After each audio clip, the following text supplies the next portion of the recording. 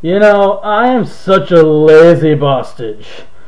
I haven't even started writing anything for the video I really want to put together. But hey, that'll be more of a novelty for the Q&A forum regulars to marvel over, rather than what most people would know or care about, so no harm done, I guess. At any rate, I'm in the mood to crank out another video right now, so let's do it to it.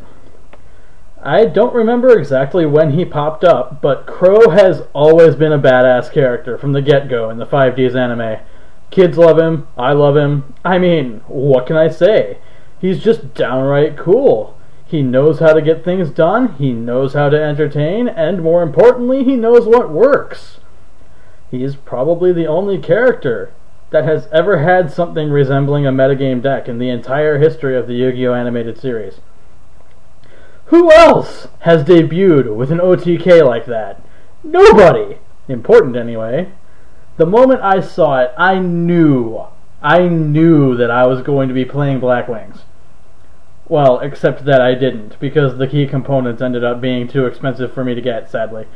However, my internet persona did not go unchanged. For years, since I was about 12 years old, I've been going by the name YGO, inspired by Pokemon, and wanting to fit in with the other forum goers at the time. Some time went by, like several years, and I got Mega Man Star Force. It, unlike previous and future games in the franchise, let the player enter a name for their character. I decided to enter my own, except my last name didn't fit, so I stylized it for the sake of cutting down on the character count. Hence, the name Elliot Gale was born. The persona Elliot Gale came with the arrival of Crow. So, yeah. Thanks, Crow. I'm going to review WAGA TAMASHII, Led to Demons Dragon. Wrong character. Wrong monster, too. I mean, Black Feather, Sheep no Gale. eGale, quit it with the English already. Fine. I'm reviewing Blackwing Gale the Whirlwind, at long last. My soul. And holy crap, Korea, you make me envious as hell. I want a friggin' secret rare Gale. I would probably never use it, but it would beat the crap out of a simple rare as my mascot of sorts. Wow. Anyway, Gale is hands down the best tuner in the game. There is no contest, not even Plague Spreader, as rigged as that card is. Let's break this down. First of all, Gale can be special summoned from the hand if you control another Blackwing. Immediately, better in its own deck, but that doesn't really mean jack shit, considering its effect. Once per turn, you can have the attack and defense of one monster your opponent controls. This is ludicrous! By itself, Gale swings over everything that has less than 2600 attack. Stardust Dragon, dead. Monarch, dead. Tragodia, usually dead.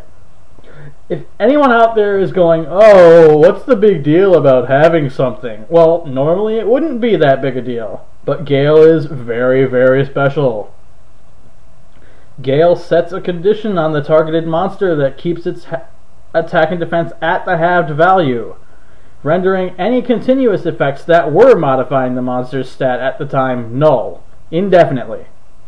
Tragodia no longer changes stats based on hand size, United We Stand no longer changes stats based on the number of face-up monsters, and so on and so forth. So what we have here is a tuner that can special summon itself, gimp almost anything, and just in general screw the rules. It is made of 100% certified batshit insanity. Oh, and that's not even accounting for all the support cards it's compatible with. It can be searched with Tomato, Sangan, Black Whirlwind. It can be fed to Allure or Icarus Attack. It can be revived ad infinitum with Blizzard, or shenanigans like Revival Gift. Beyond crazy stuff. Limiting it was definitely a good move by Konami.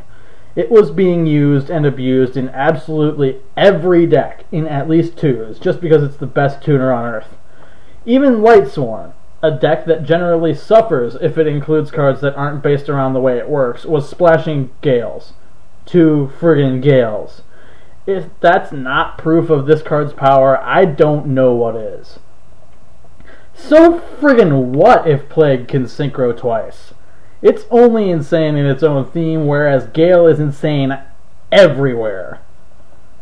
But, yeah, let me calm down for a second and talk about the art. Phew. It's actually not all that good looking, to be honest. The monster itself is very cool, but the card literally has no background. Oh no, red lines against black. Whatever that's supposed to be. Raptor Wingstrike had a better take on it in terms of composition, but oh well. We get what we get. And since we've still got Gale, go out there and keep abusing the snot out of it. Seriously. 5 out of 5 card. Enough said.